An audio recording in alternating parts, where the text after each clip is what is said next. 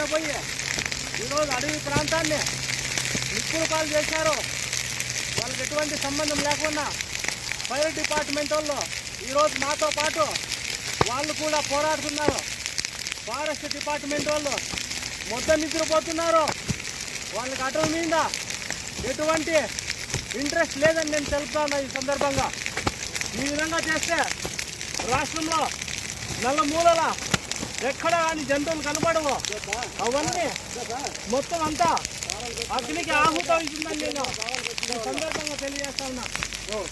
గుర్తు పెట్టుకోండి, కాదు డిపార్ట్మెంట్ వాళ్ళు ఎటువంటి చర్య తీసుకోలేదు. ఎక్కడున్నా చెప్పు. Forest department పనిచేసేవాళ్ళ